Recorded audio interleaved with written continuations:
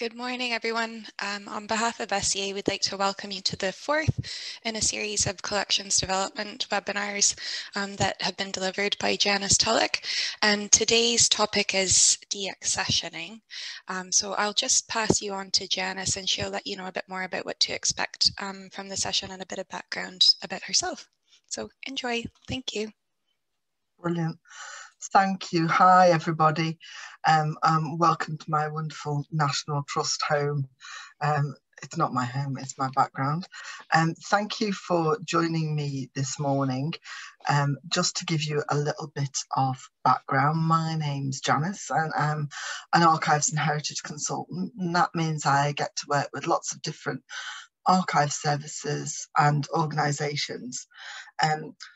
And I get to provide a different viewpoint on organisations' challenges, support them in developing audiences, fundraising, and then managing collections. Today, we're going to be talking about deaccessioning and disposal. I'm particularly thinking about how those relate to archive service accreditation.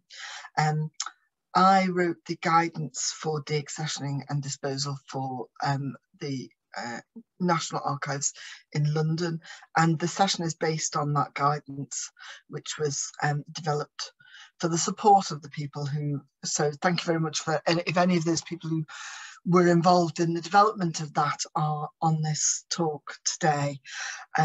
We had quite a long process of developing the guidance with workshops, discussion sessions, Twitter sessions. Got nearly 7 years ago now.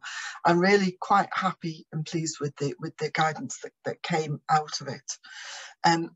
So today, by the end of the session, I'm hoping that you'll begun to think about deaccession and disposal and learnt about how others manage the process and have the first steps in place to act if necessary.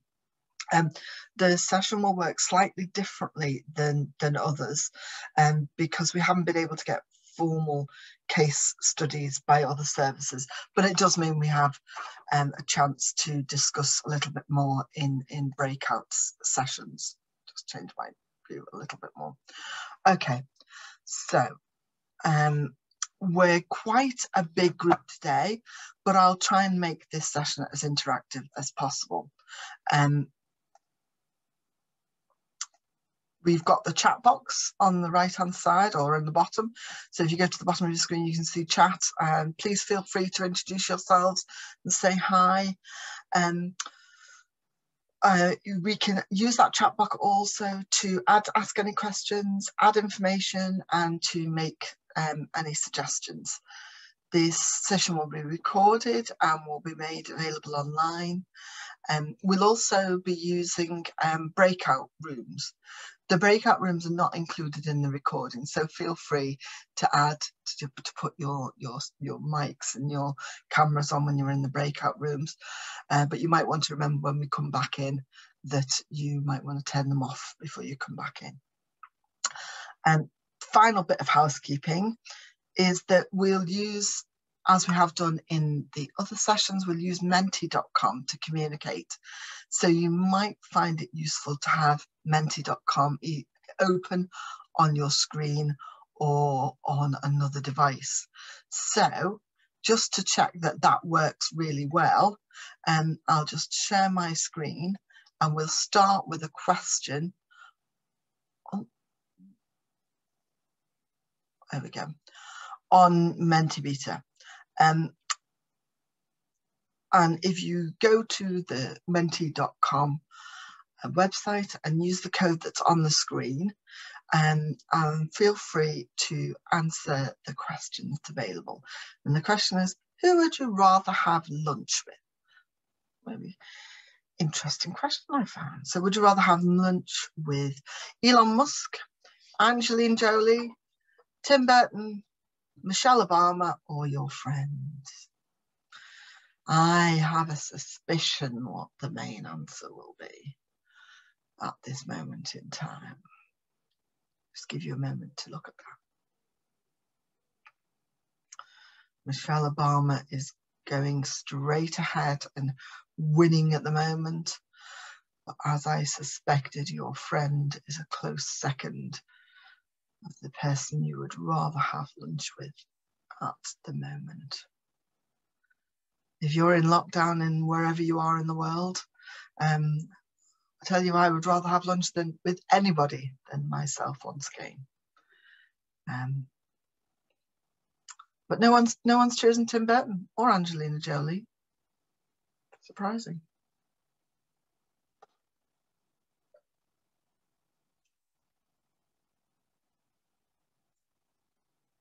Oh, right, okay, so we've got a few people choosing there.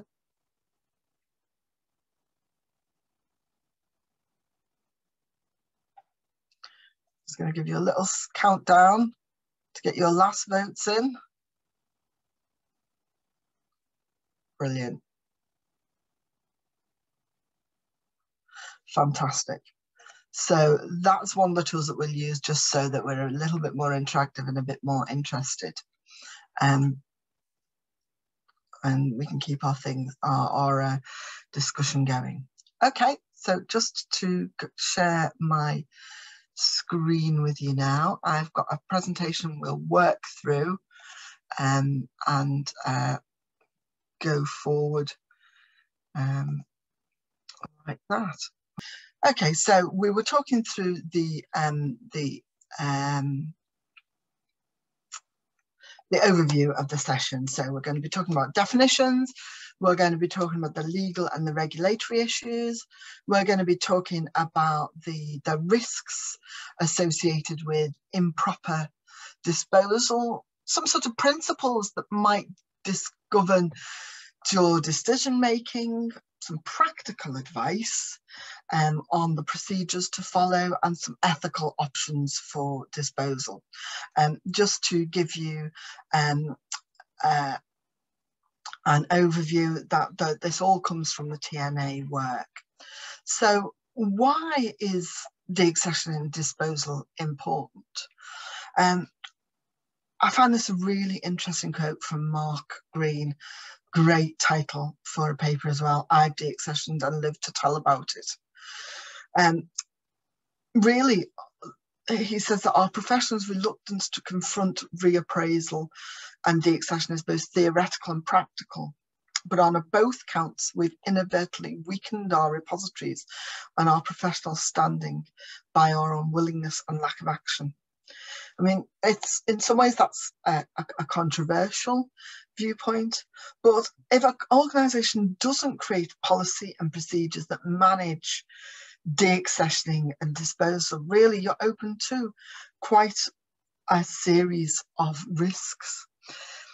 It would be good then to have a quick look at what we think those risks might be. The next of our Mentimeter questions then is, which of the following is in place for your organisation? It's really interesting to know whether which you already have in place. Do you have in place a deaccessioning policy? Do you have a disposal policy? Do you have a deaccessioning procedure? A disposal procedure? Or is that question not applicable to you? I'm aware that some people are, the last time we had quite a few students on, and the question might not be applicable to you.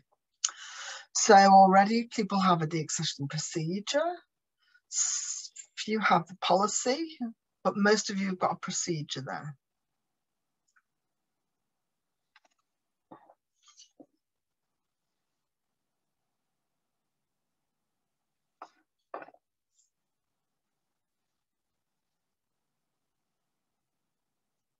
Okay, then everyone's definitely got a deaccessioning procedure.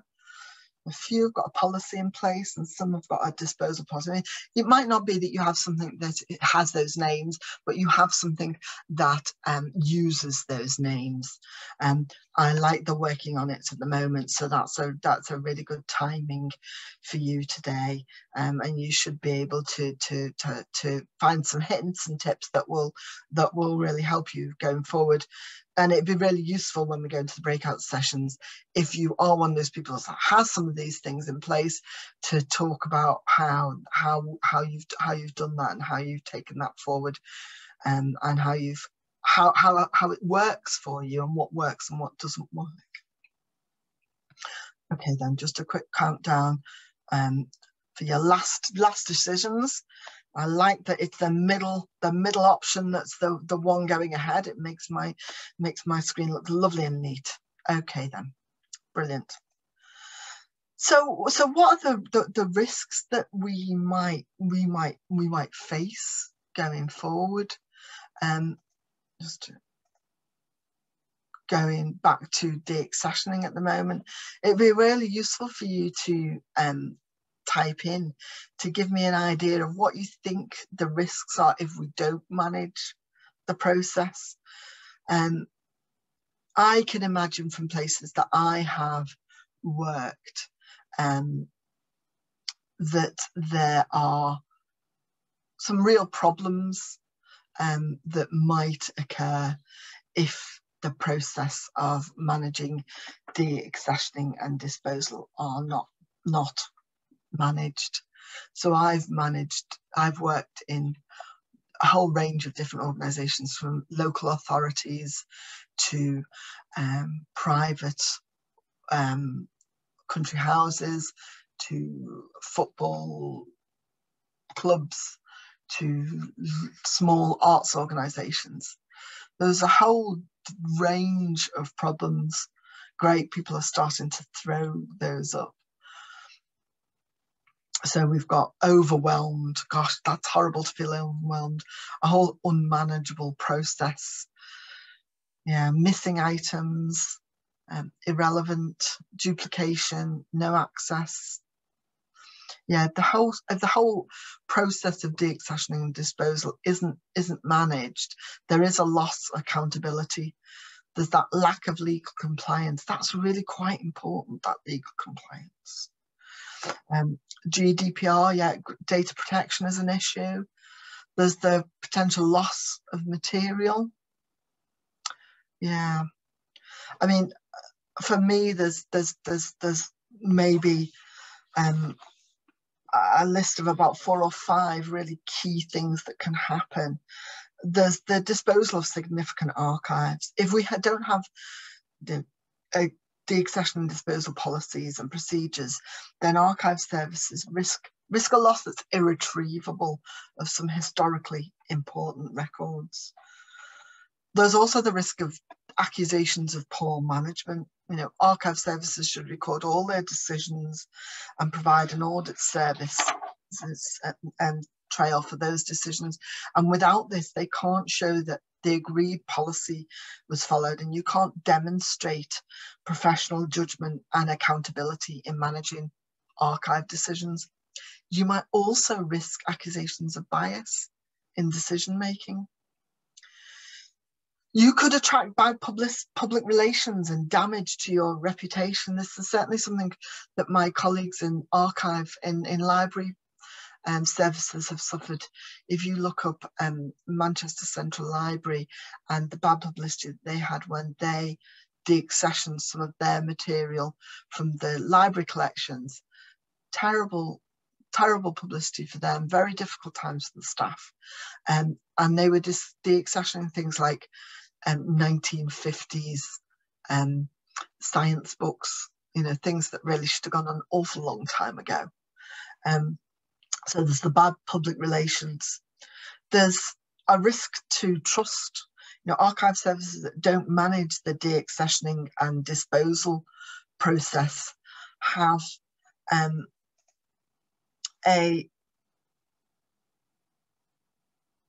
that don't do that efficiently, risk losing the support of your community. And that community for many services includes a range of stakeholders. So risk losing the trust of users, depositors, funders. Improper disposal can damage that relationship between a funder and an archive service. And that's really quite important to think about. It can also damage the role of the individual archive service and managers without agreed policy and procedures which have been approved by top management, external perhaps to the archive services.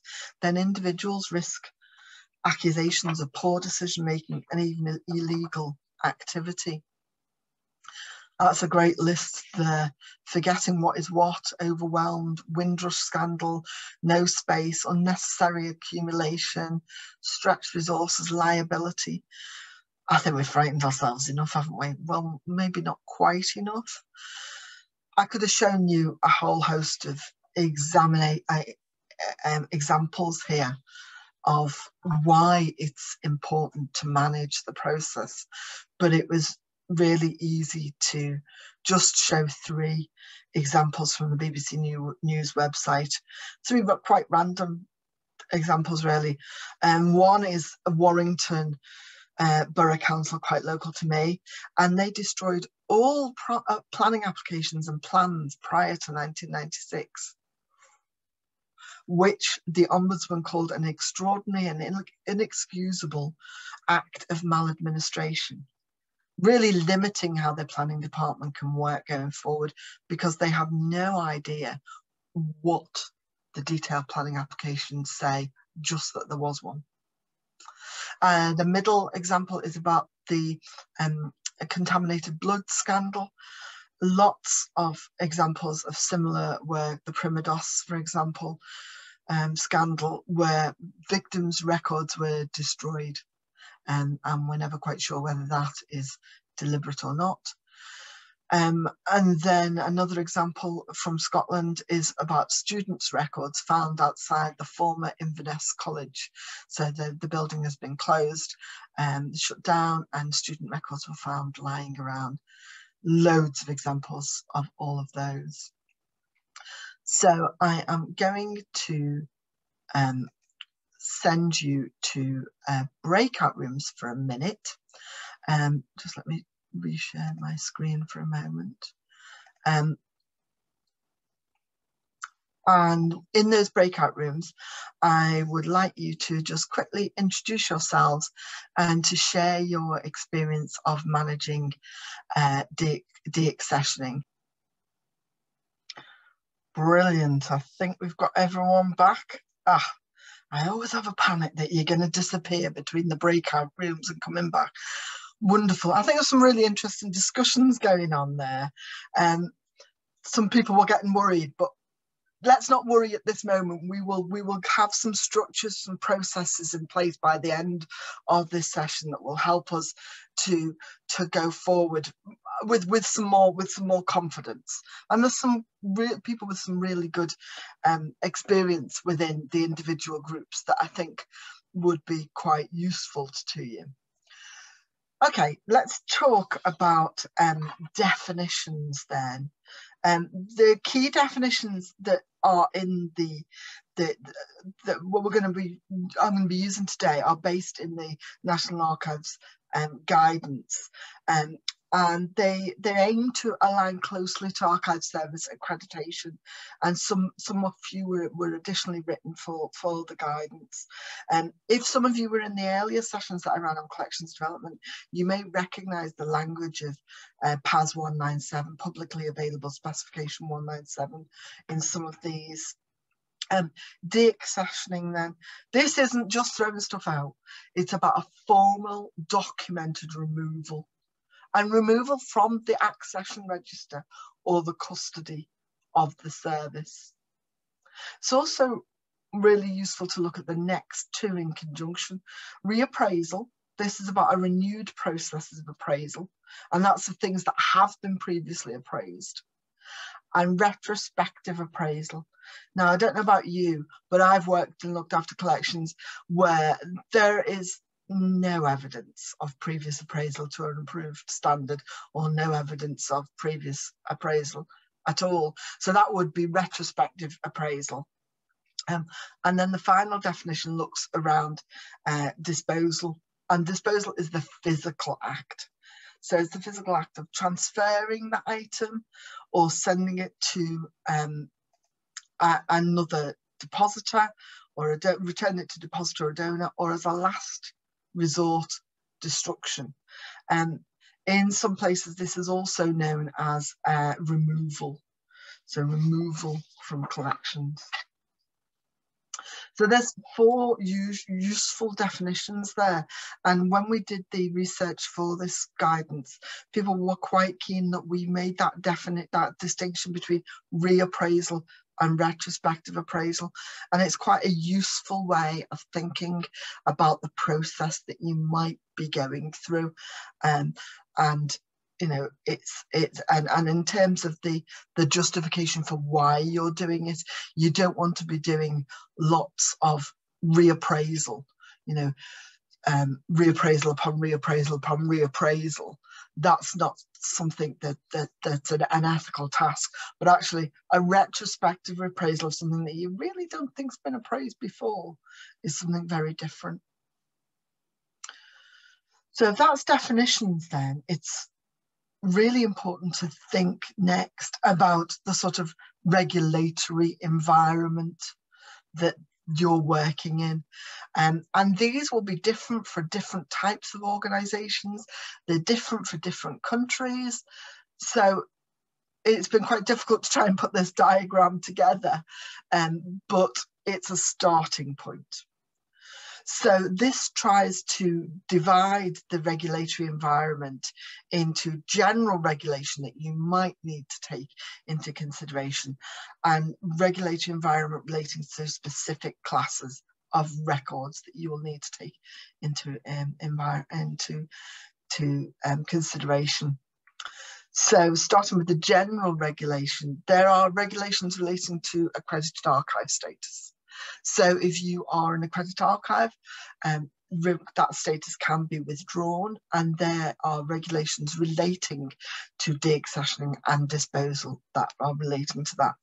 Similarly, if you are part of an accredited museum, there are regulations particularly relating to disposal, and that will affect how you can dispose of items. Mainly this involves sale, which we'll come along, we'll touch on later, sale of items. There's also the Lord Chancellor's Code of Practice and Records Management. There are rules around conditionally exempt material and material that's been taken that's been accepted in lieu of tax payments in Britain. There's also GDPR. There are also current legal cases and investigations. So there are regulations around childcare records, particularly in Scotland at the moment, where you can't destroy any records relating to children that might be part of investigations that are ongoing. So it's really important to understand that general regulatory environment. And then there's a whole host of records relating to specific class of records, and I don't think we've covered any more of those. So if you want to put in the chat any that you come up with that you think we could add to this list, that'd be great.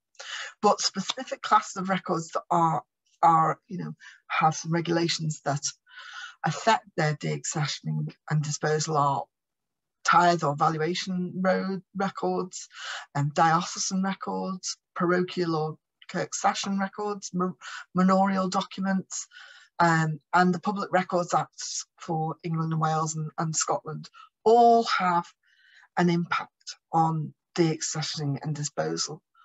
And there's also regulations that will affect your specific environments. So if that's what stops us, what are the reasons why an item could be deaccessioned? I'm going to send you again into the breakout rooms. It'd be really good when you get there if you can discuss this question. What are the reasons you think why an item could be deaccessioned? It's a really interesting question, this, and one when we did the research that was fairly controversial in some places. And if you want, you could divide the reasons why an item could be deaccessioned into ethical and unethical reasons. if you can appoint a scribe and come back with maybe 4 reasons why an item could be deaccessioned, it'd be really good if you could add them to the chat, and then we can find an easy way to share our thoughts with the other group. Brilliant. Okay, welcome back everybody. Some great discussions there around why an item could be deaccessioned, and certainly in the groups I popped into, some differences between priorities and ways of working that are really quite useful to discuss, which is why I'm always quite keen we have these discussions and hear from other people about the way they tackle things, really.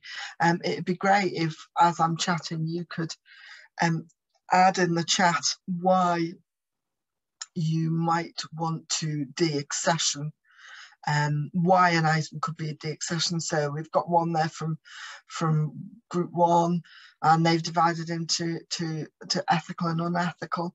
So definitely well worth a look at those. So just looking at room 1, that item does not comply with your service collecting policy. Great. Unethical, lack of space. If in doubt, chuck it out. Right, yeah. Biased, ignorance is not bliss. Collections could be deaccessioned deliberately if there's some worry about what the collections contain, yeah. And not having any policies or procedures at all can be unethical, yeah. Consistency and accountability needed, exactly. So yeah, if you want to continue adding into there, that would be really useful as we go forward.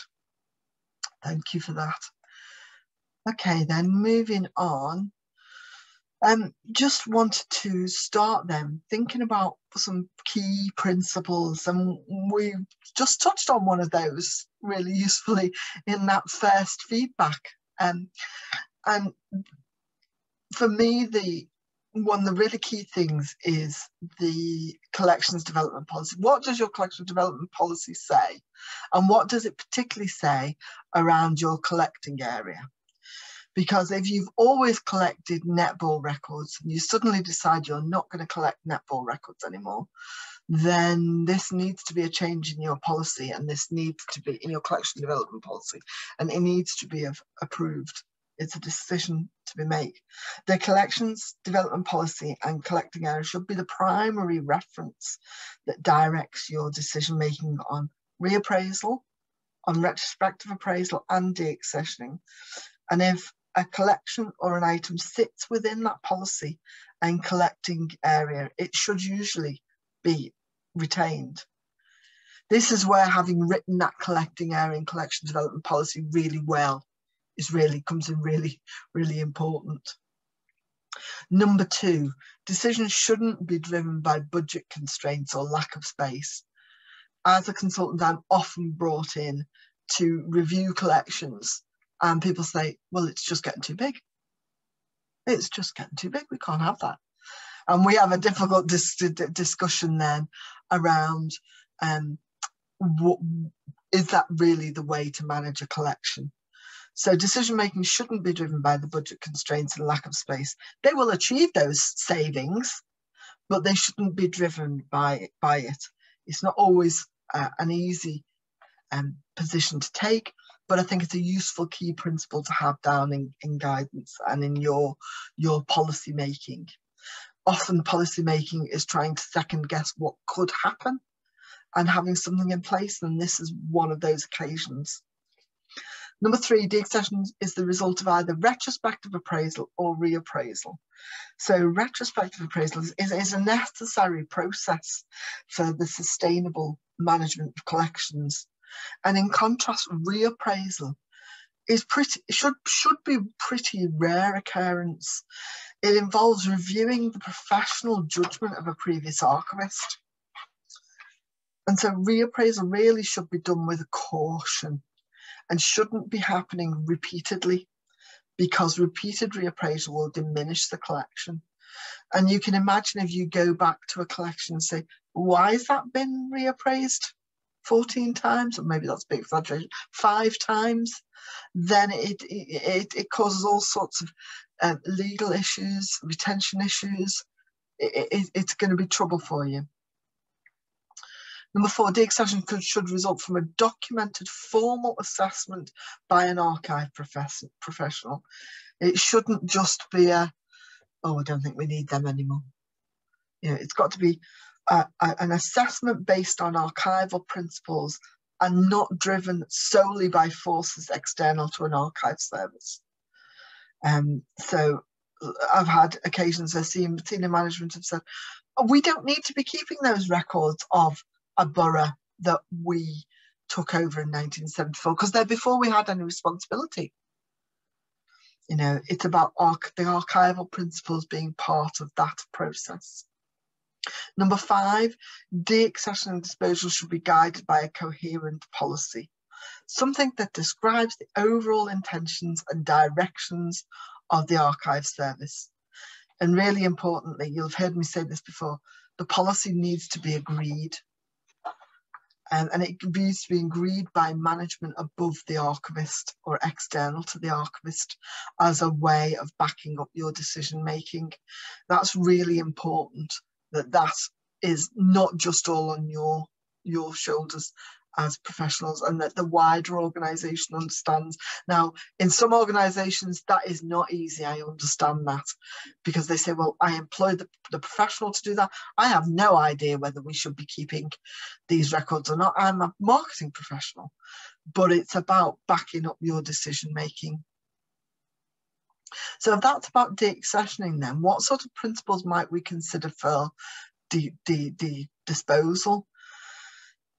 We need to start by thinking of things like the impact on the reputation, the institution's responsibilities, and those responsibilities are not just to the community, they're to the governing body as well.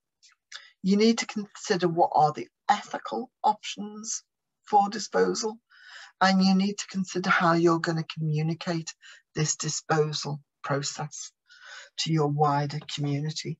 So a lot of this, I wouldn't say this is the step-by-step process, but there's some things that you would need to consider, and it's quite important to do that.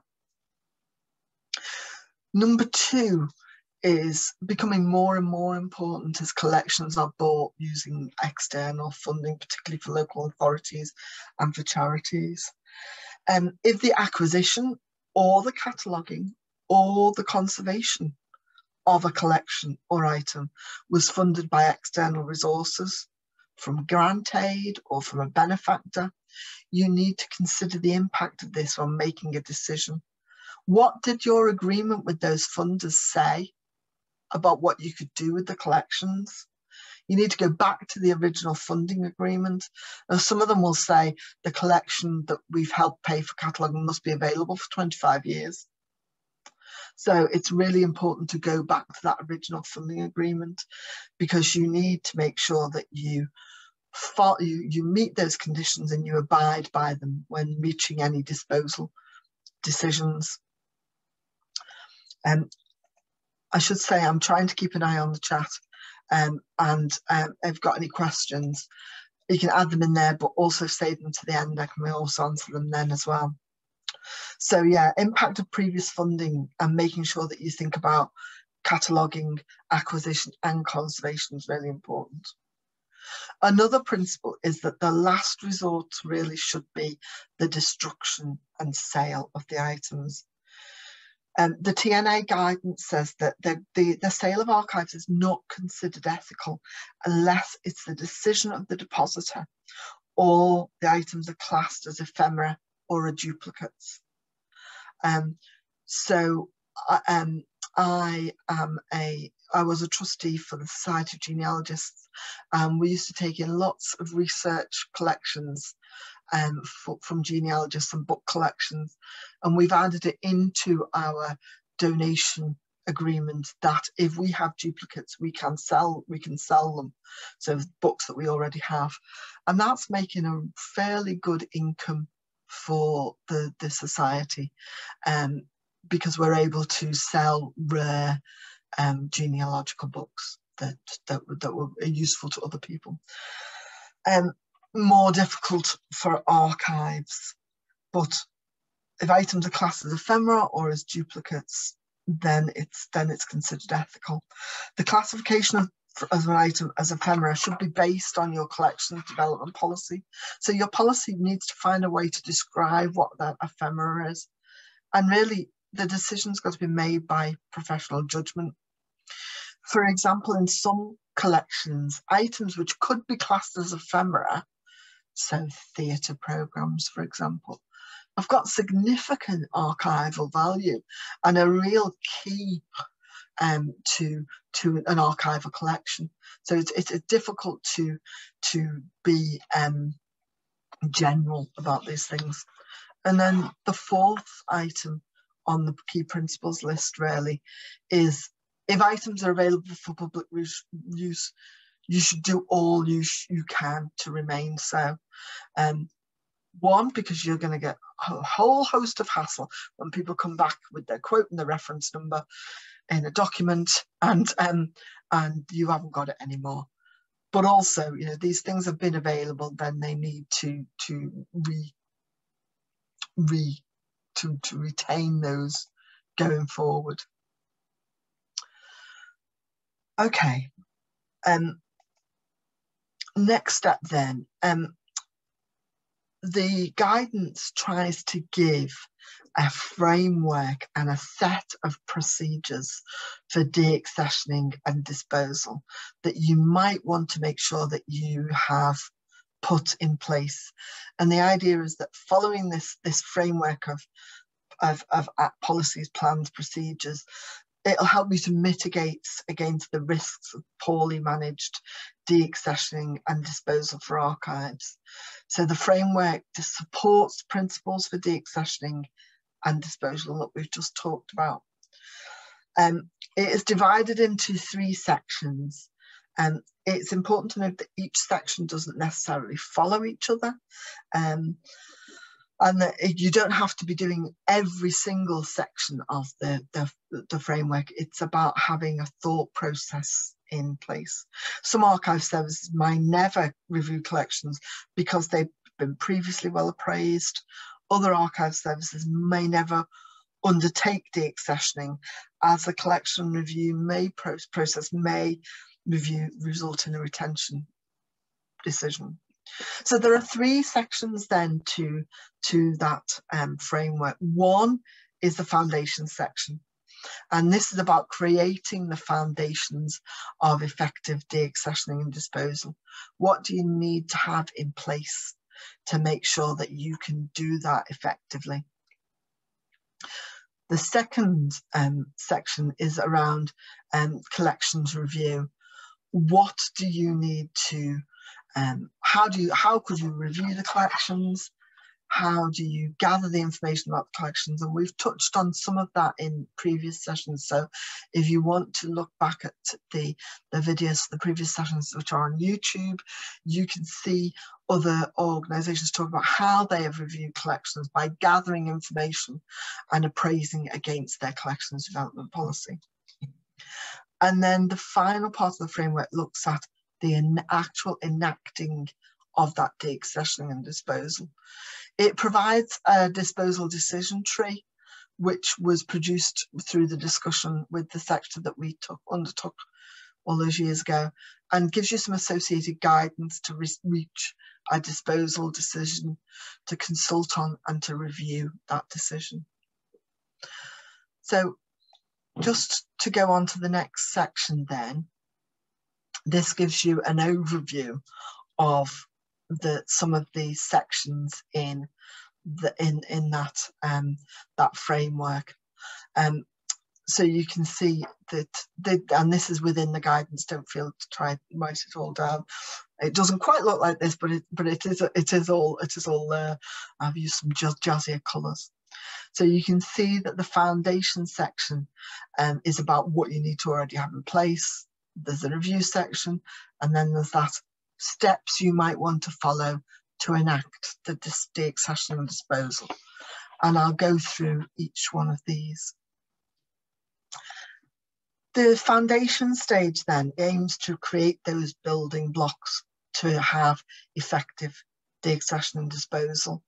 And again, it ties into what you might want to expect if you are trying to aim for archive service accreditation, and anything that should be in place as part of responsible collections management. The first step is to have that collections development policy.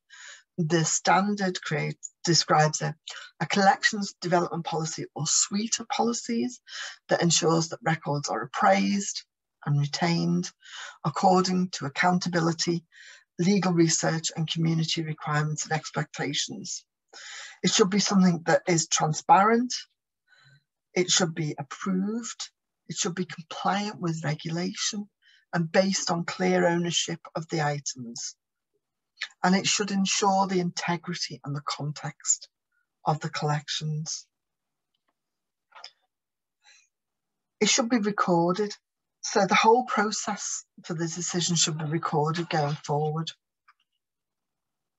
The next one is the one that for me is really the most difficult thing to have in place in your foundation stage, I think. It's about having detailed, coherent accession records.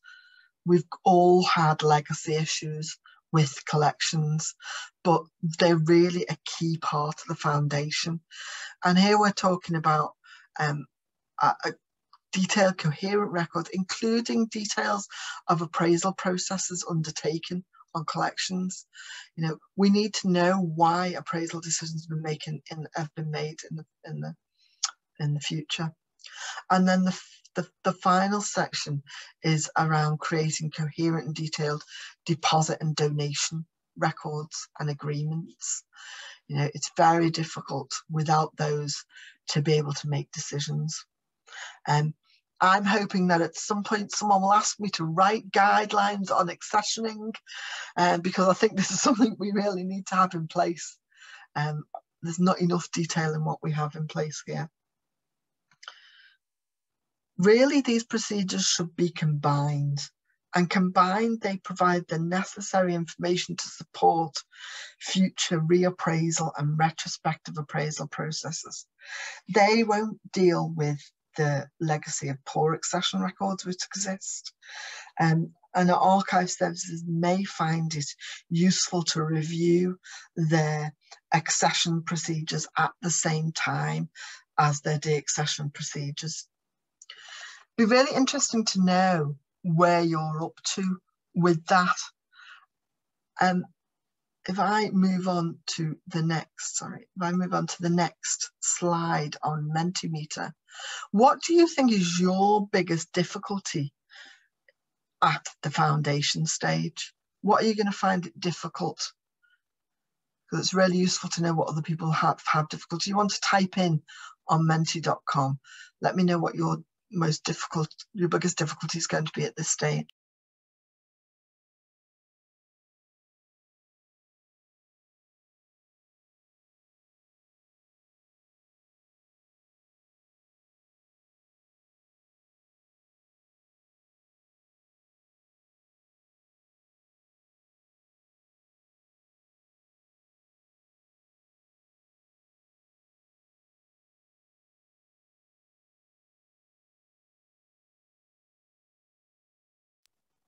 Time, it's always time, isn't it?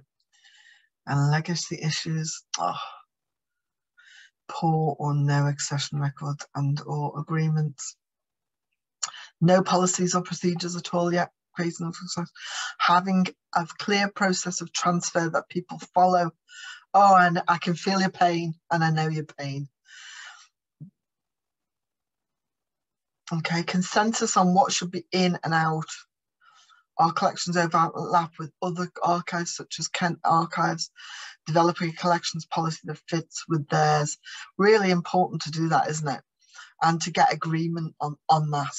Otherwise you're fighting, and often that can depend on personalities as much as anything else. Convincing the boss that there's value in deaccessioning. Oh, ouch. That's tricky, isn't it? And I think that maybe this discussion and hearing what other people are doing and seeing the guidance will help. One thing that's really useful in in convincing people about deaccessioning is showing how much it costs to store things that really there's no value to, or that you don't need to be keeping. So working out that cost, I find, is a really useful thing to do. So lack of time, not knowing what to deal with first, legacy issues, lack of confidence, yeah. Honestly, action planning is always the way to do with that. It's always better when you've got a list, and a list you can tick off, you know, and having something in place that you can tick off, and a time and aim that you're aiming for, so at least you know you're biting that cake as you go along. Historic paperwork relating to donation or lack of, yeah. Donations agreement doesn't send worthwhile sending out massive documents to someone who donated a couple of postcards. Oh, it's tricky. It's tricky. I disagree with you. And this is where museums do things much better than us. They have something called an entry document that is really easy and straightforward. So if you have a look on Collections Trust, and they take nothing in until it's got one of those entry forms. It's really easy to do. So maybe your document needs to be smaller, is what I would say, and maybe have a look at your entry form. Have a look at the entry form that the Collections Trust use. It's not perfect for archives, but it's fairly straightforward.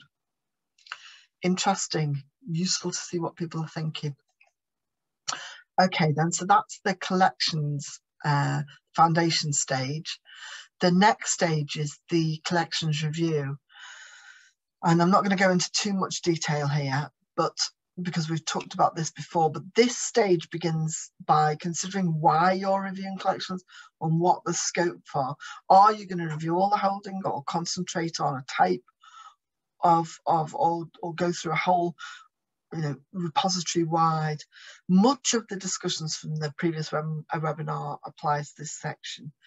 So to identify the review of the scope, you should identify the objectives of your review. Are you seeking to ensure that collections meet your collecting policy? Are you looking to ensure that all accession material was properly appraised initially? Are you looking to reunite collections that were split with other repositories? Is it about reappraisal or retrospective appraisal for collections that have been previously appraised? Having decided your scope, you need to record that. Recording that scope is really quite important if you need to come back to it later. Identifying items for reappraisal or retrospective appraisal, and obtain permission within the archive service for that. You need to then develop some knowledge about those collections. It might include information on ownership, whether any legislation applies. Are there any related collections? So I'm worked with somebody at the moment, a client who has an archive collection. It doesn't seem to fit with their collections, but it relates to a museum, an object collection within the museum. So are there related collections held by the service and others? It might include information on accessions records, collections descriptions, any funding agreements for any externally funded work. And you might want to think about any future research needs. And then using this information and your appraisal and collections development policies as a guide, you can reappraise and retrospectively appraise the item. I'm not going to touch on that process here, but the evidence and the used and the decision making should be recorded. It's not common to have complete or coherent ownership information or terms of deposit for your earliest collections. So you're encouraged really to act carefully and to seek legal advice if necessary, and refrain from disposal without any additional information. So that's an overview of that collections review stage. So thinking about that collections review stage then, which areas do you think you might need to improve your practice in that stage? Another Menti question for you.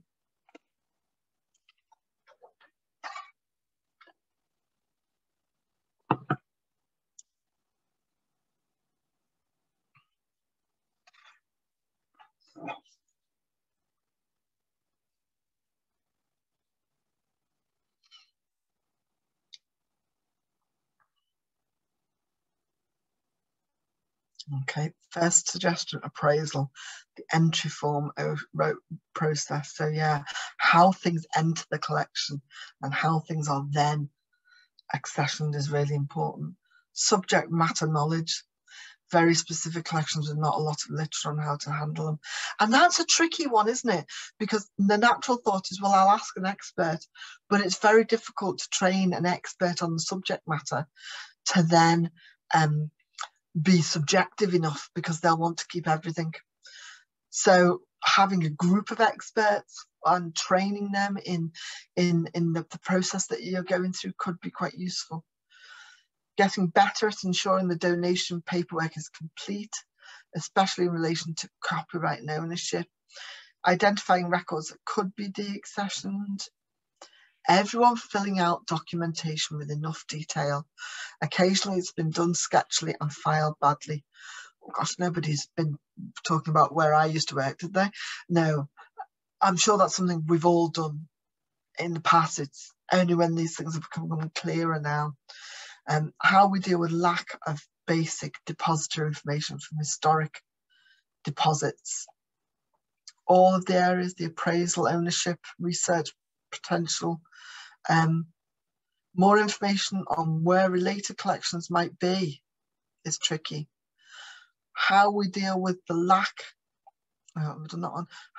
Where to find deposit conditions and information recorded by previous archivists, ouch. Increasing understanding of what should be included in the archive with possible depositors. More information on what related collections are out there.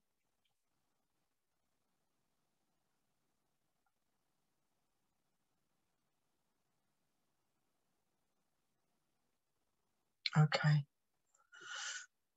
So lots of things to think about there, and sometimes not that many easy solutions, but I think having the framework is really helpful to give you some steps at least to follow to think about these things.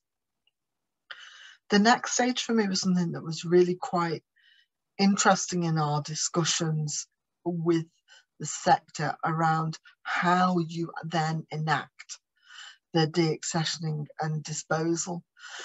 We've produced a disposal decision tree that I'll touch on later, and that will show you what the recommendations are. But this just gives you an overview first.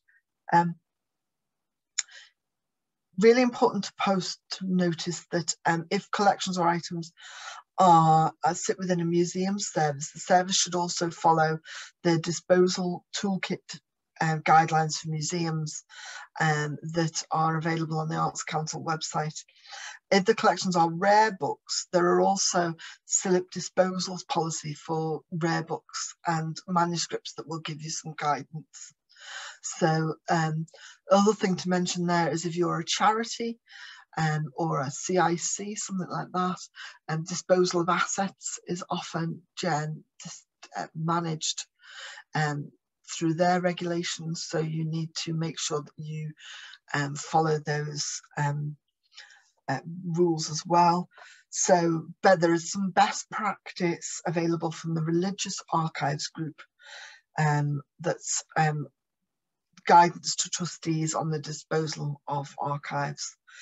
In certain circumstances, you might need the agreement of the Charity Commission for England and Wales or its counterparts in other parts of the UK in order to dispose of heritage items, including archives. You might also want to then, having done those steps, consult with users or interest groups and other stakeholders, letting them know. You might want to contact the donor or the receiving archive. Bringing all those steps together, you then want to review that decision You know, if you've followed the decision tree, you've made sure you meet the requirements of legislation, of guidance, you've consulted with users and interest holders. You might not want to do every one of these steps for every little postcard, as the example was. You then want to review that decision and then make a formal decision at a senior level and then record that decision going forward. You then go on to the actual enacting of the deaccessioning and disposal. What paperwork do you need in place to go through that deaccessioning, and what is the disposal decision? And then how do you communicate that with your stakeholders? It'd be really good now if we could just have a quick exchange of current process, current procedures. How do you decide at the moment how to dispose of collections, and who makes those decisions on what basis? I'll send you again to the breakout rooms, and if you could appoint the scribe and be ready to act or chat, it'd be really useful for people to share those again. So I'll just send you out to the breakout rooms if things would stop popping up. Wonderful, some really interesting discussions there about how far to go with consultation with stakeholders, what role that could play. Really good point from Ines in the chat there about the process that they've gone through, and how they've managed the deaccessioning and disposal process. It'd be really useful to have your thoughts in the chat, so that other people could see them about which how you decide to dispose of collections and who makes those decisions and on what basis. And I will carry on talking through the presentation. So the TNA guidance gives you a very detailed disposal tree. And this was something that they were really keen that we included, that gave you support as archive professionals in the field. It's written for England and Wales, but it will it applies equally in Scotland and in other countries, and can be adjusted quite easily. Disposal then covers a range of disposal destination options, from transfer to return to depositor. I'm going to make that a little bit bigger because you can see it a little bit better. By this point in the framework, you'll have reappraised or retrospectively appraised the collection and confirmed whether the collection are items within your collection development policy. You should then decide the disposal destination for the item or the collection using this tree. It helps you to decide whether it should be deaccessioned or retained. It helps you to identify an ethical disposal destination, a relevant disposal destination. And not all the questions in the tree will apply to all archive services, and they're not necessarily presented in a sequential order. One branch of the tree applies to digitised records. If accessioned analogue records are subsequently digitised, then the analogue record should still be retained. And it's really important to know that the guidance says that, because it comes up again and again, doesn't it? We've digitised it, let's get rid of the original records. So to talk you through it then, the first question then is looking at, is it controlled by legislation or regulation? And then points you towards asking for advice if you need to take that forward. Does the collection, so if it isn't controlled by legislation or regulation, does the collection or item fit better in the collections of another archive service And that's a really easy question for us. You know, if it does fit better with someone else, then transfer it. But what if they're not able to? Then the decision is probably that it should be retained. You may find that some of these decisions in this decision tree are harsh, and you might not want to follow them all. And there are some things that might change over time. Another question that came up in the consultation was about whether an item is so badly damaged that it's considered retrievable. I used to manage an archive that had a box of medieval crumbs basically in it. And I mean, teeny tiny crumbs. I mean, could they ever be considered retrievable? Is the collection badly damaged? Yes. Is the information and evidential value of the collection high? Yes, you should retain this. No, then consider disposal. I guess what this branch is trying to say is that we don't know in the future what conservation could do. Could they put together those crumbs? Is there some digital way of doing that in the future? You know, we need to think about these options now. Are you able to provide public access to the collection or the item? Now, this doesn't apply to every archive service, but it might be a disposal. It might help your disposal decision to say that you are wanting to transfer this because you can provide, another repository can provide access to it better than you can. So, for example, this comes up occasionally with public records. I was looking the other day at some maritime records that used to be held by Glamorgan Record Office. They just could not cope anymore with the level of inquiries to do with these maritime records. So they were transferred back to the Public Record Office, as was the National Archives now, because they were the only ones that could cope with that level of inquiries. Is the collection split between repositories? This is one that comes up very regularly. You know, you would then want to seek to reunite the collections in some cases. You could offer to house both collections or dispose to another repository. If the collection isn't split, then you should retain the item. Does the depositor request withdrawal of the item? Yeah, you have to dispose by return to the depositor, and if it's not, then you should retain them. Is legislative change preventing you retaining the item? Then yes, you need to dispose of it according to the legislation. There are some interesting discussions to be had in it. A lot of the branches of this tree, and it's something that I think we're going to have to review again in the future. I'd be really interested in the future if you use this tree and whether it works for you.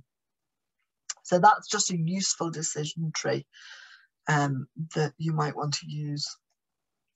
So what are the steps? For disposals, then the deposit and the donation agreement summing up should be the primary guide, but really you need to take some next steps. Recording the steps, undertaking the consultation, reviewing the destination decisions, recording those decisions, completing a deaccessioning and disposal record. Be interested if anyone has one of those. And they were able to share them with the group at any point. Certainly, I'm not sure it's something that I've seen in a formal sense what a deaccession and disposal record would look like. Informing researchers and then changing the archive's catalogue and amending it on the networking sites.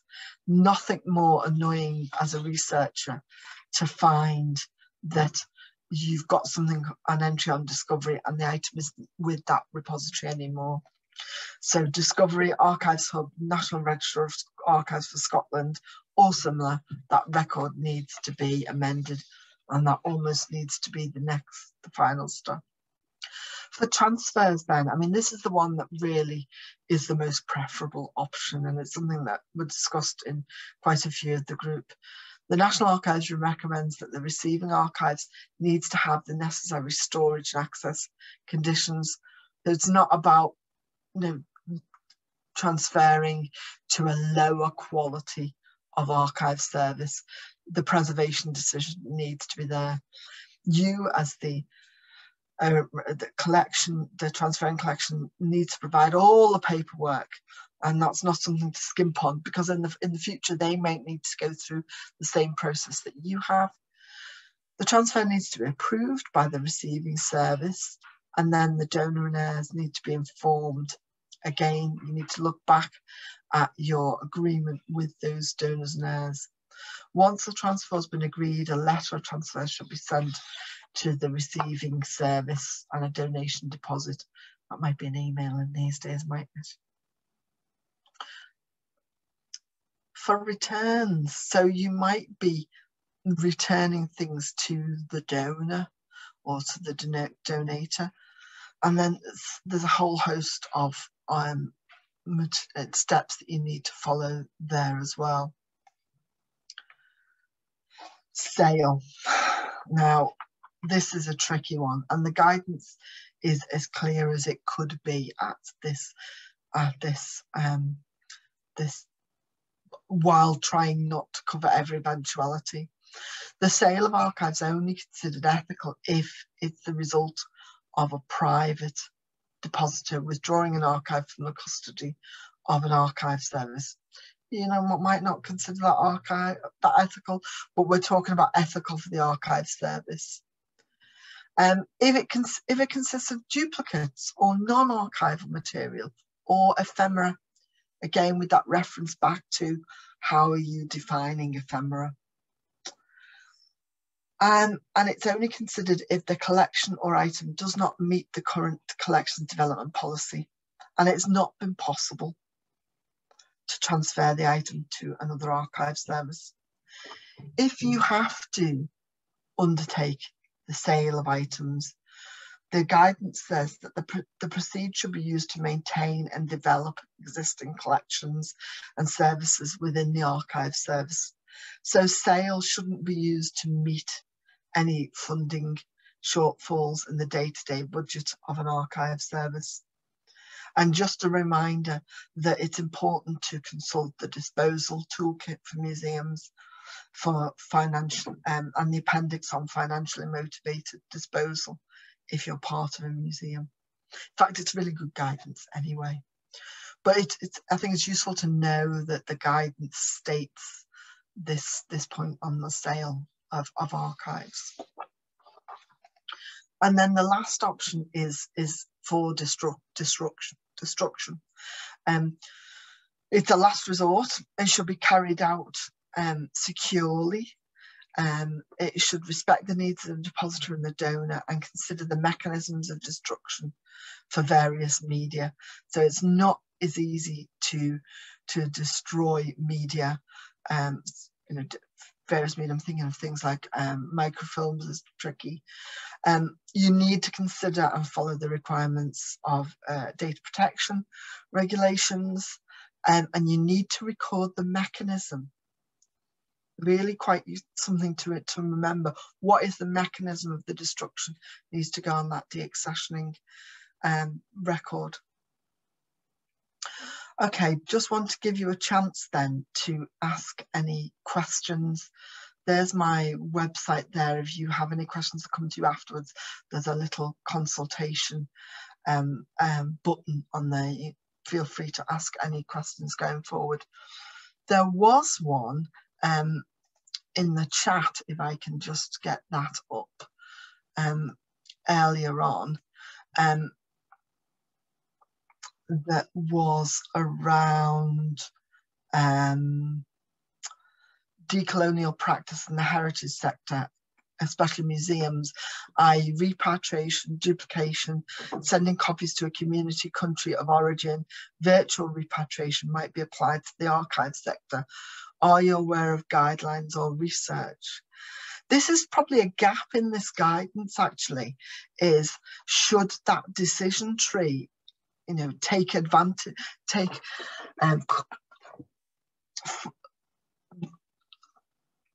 should take into consideration some of those issues. Should it be a priority to prioritise repatriation of duplicates? Maybe that's something we should feed back to the National Archives, that they feed into their thinking around these issues. I don't know whether anybody else has come across any particular guidelines or research that would cover this area. I think it's something that is being considered, but hasn't been looked at in detail. So it's a really good question and something I'll take away. Helen asked, is the disposal destination decision tree on the TNA website? Yeah, it's part of that guidance, which I'll just put up the front page of, if I've still got it. I might have put it away. It's on the TNA website. So if you Google National Archives deaccessioning and disposal guidance, it's part of that document there. Any other questions? Just give you a second.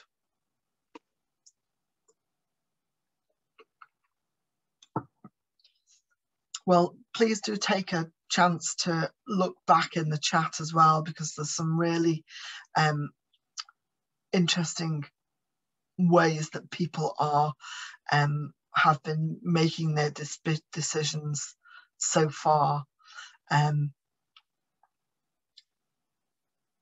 Lots of people having to use decision-making panels and committees, which happens quite a lot in museums, but lots of other people having an independent process or not having a process in place. Well, I'm hoping that's given you some suggestions and giving you an idea of a set of steps you might want to take to put your deaccessioning and disposal processes on a firmer footing. Apologies for the problems I had at the start trying to share my PowerPoint, and either an update to my system or my double screen has put paid to the way it normally works. So thank you for bearing with me when at the start of the process. This webinar will be available on YouTube, so you can always go back and watch me struggle again, or they might edit out those bits. And thank you very much for coming along. Take care, everybody. Bye.